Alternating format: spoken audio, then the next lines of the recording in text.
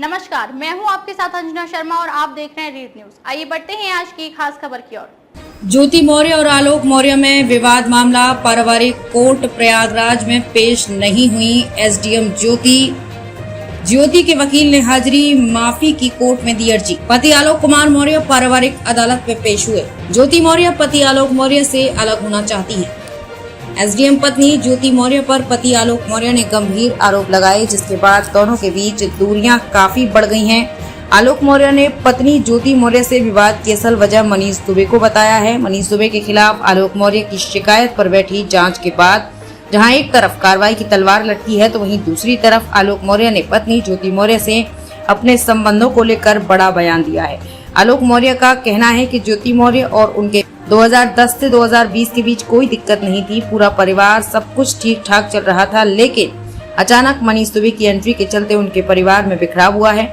आलोक मौर्य ने पत्नी ज्योति से विवाद की वजह को सीधे तौर पर मनीष दुबे को ठहराया है। आलोक मौर्य ने दावा किया है कि उनके पास पत्नी ज्योति मौर्य और मनीष दुबे के बीच बातचीत के वीडियो मौजूद हैं। इसके अलावा अन्य बातें भी दोनों के बीच जो कुछ हुई हैं उसके सबूत भी हैं। इसी को लेकर उन्होंने जब ज्योति मौर्य से बातचीत की तो उनकी तरफ से विवाद खड़ा किया गया। उनके परिवार पर फर्जी आरोप लगाते हुए मुकदमे दर्ज कराए गए।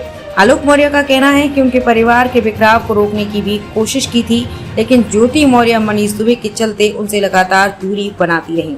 यही वजह है कि विवाद अब काफी बढ़ चुका है। हालांकि आलोक मौर्य का कहना है कि वो 2 बच्चों के लिए अभी भी समझौता करने के लिए तैयार हैं, लेकिन इसके ज्योति मौर्य को पहले सब कुछ ठीक करना होगा। आलोक मौर्य ने ज्योति मौर्य के प्रति सिंपैथी जताने वालों पर भी निशाना साधा। आलोक मौर्य ने कहा, जिस मनीष दुबे के चलते हमारा परिवार बिखरा है, उसी मनीष दुबे की पत्नी भी अपने आप को ठगा महसूस कर रही है। उसकी पत्नी ने भी मनीष दुबे के खिलाफ शिकायत दर्ज कराई है। ज्योति मौर्य के प्रति सिंपैथी रखने वालों को मनीष दुबे की पत्नी के प्रति भी सिंपैथी रखनी चाहिए। दरअसल ज्योति मौर्य की तरफ से तलाक के लिए प्रयागराज कोर्ट में दाखिल अर्जी पर आज सुनवाई होनी थी। ज्योति मौर्य और आलोक मौर्य को कोर्ट ने पेश होने के लिए कहा था। हालांकि ज्योति मौर्य आज कोर्ट नहीं आ सकी। उनकी तरफ से वकीलों ने हाजिरी माफी के लिए एप्लीकेशन दी। कोर्ट ने मामले में अगली सुनवाई के लिए 18 अगस्त की तारीख तय की है। आलोक मौर्य कोर्ट में अपने वकीलों के साथ पेश हुए थे। इस दौरान तलाक के लिए दाखिल ज्योति मौर्य की अर्जी की प्रति उपलब्ध कराने के लिए उनके वकीलों ने कोर्ट में एप्लीकेशन भी दिया है, ताकि उनके खिलाफ लगाए गए आरोपों का जवाब वो कोर्ट में दाखिल कर सकें। सर, विवाद की जो सबसे बड़ी वजह है वो मनीष दुबे है, जो उसने कि मेरा पूरा परिवार बर्बाद कर दिया। और मेरा ही नहीं सर, वो कई परिवार बर्बाद किया। जैसा कि उनकी पत्नी खुद कह रही हैं ऑडियो में कि वो उनका नंबर 4थे पे है। तो वो सर वो इसी टाइप का आदमी है कि सर उसका ये लक्ष्य रहता है कि परिवार बर्बाद करना, जिसके लिए सर मैंने उसकी शिकायत की थी और उस प्रकरण को सरकार ने संज्ञान में लिया। डीजी साहब ने कमेटी बैठाई, मेरा बयान हुआ और लड़कियों को बुलाया गया, बयान भी हुआ जिसका उसने शोषण किया था, और रिपोर्ट सौंप दी गई है। सर रिपोर्ट अभी आपके ही सूत्रों से पता चल रहा है कि रिपोर्ट उसके खिलाफ गई है और बड़ी कार्रवाई की तैयारी सरकार कर रही है। किस तरीके के एविडेंस आपने उसके खिलाफ दिए थे? सर जैसे वो सर बातें करता था, चैटिंग थी, ओरिजिनल चैटिंग मैंने सरकार को दिया, वीडियो कॉलिंग थी सरकार को दिया, मुझे फ़ोन पे धमकी देता था। और कॉलिंग किसके बीच थी? ज्योति मौर्य और मनीष दुबे के बीच में थी। सारे एविडेंस मैंने जो भी थे मेरे पास सब कुछ मैंने वहाँ सौंप दिया था। उसी को विचार करते हुए कार्रवाई की। बयान कब आपका ये दर्ज हुआ था, कब ये साक्ष्य आपने उपलब्ध? सर हमारा ये बयान 3 जून को दर्ज हुआ था।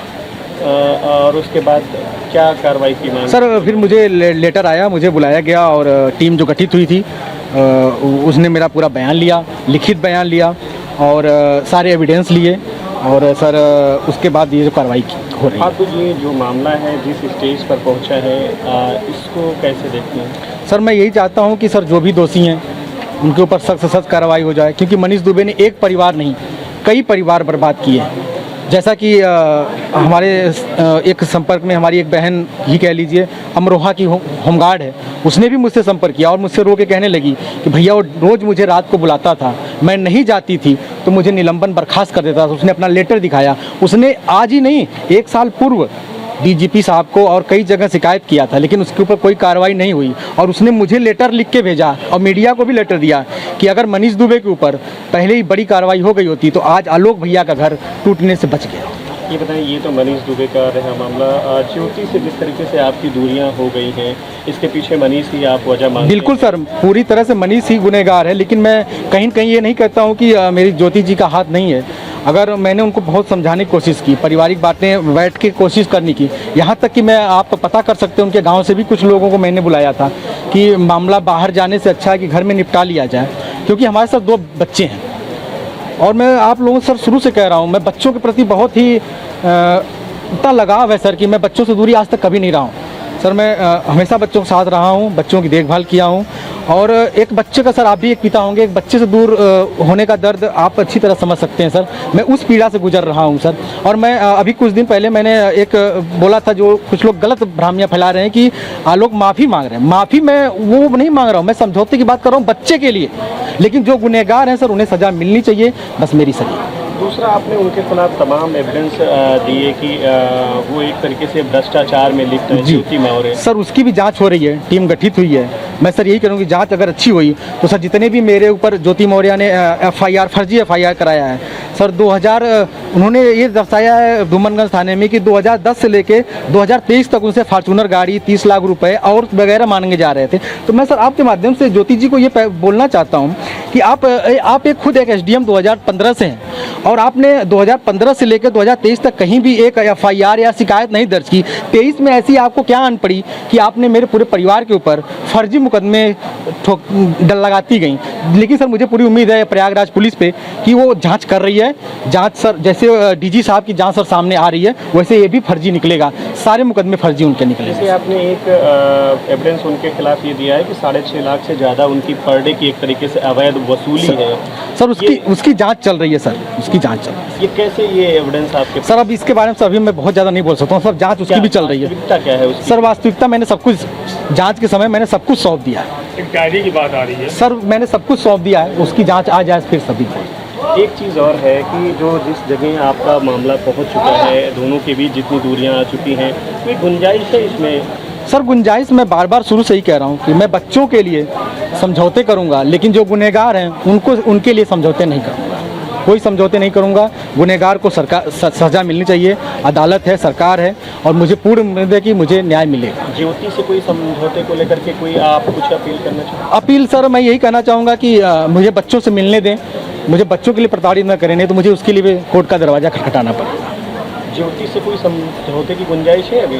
सर मुझे तो नहीं लगता कि परिवार बचाने के लिए सर, अगर वो चाहती हैं, अगर वो परिवार को एक करना चाहती हैं तो सर मैं एक बार बात करने को तैयार हूँ, क्योंकि परिवार सर बहुत महत्व रखता है। क्योंकि इसमें हम दोनों के झगड़े में ये जो न्यायालय में यहाँ पर मामला चल रहा है, इस मामले का क्या स्टेटस है? सर आज तो सर हमारे इसके बारे में सर हमारे ज़्यादा अधिवक्ता साहब जी जानकारी दे सकते हैं। कब इसकी तारीख लगी है? सर 18 जुलाई को लगी है सर। आज ज्योति को आना था यहाँ पर? हाँ ज्योति को आना था सर, अब बता नहीं सकता कि वो आई कि नहीं आई। मैं उपस्थित हुआ हूँ, अपना पक्ष रखा हूँ और कापी निकलवाने की गुजारिश किया हूँ। आलोक जी, आज आपका कोर्ट में वाद था, आज क्या हुआ कोर्ट में? आपने क्या एप्लीकेशन किया था, कोर्ट ने क्या कहा? सर परिवार विच्छेदन का था सर, इसके लिए हमारे सर एडवोकेट साहब सर आप बात कर लीजिए।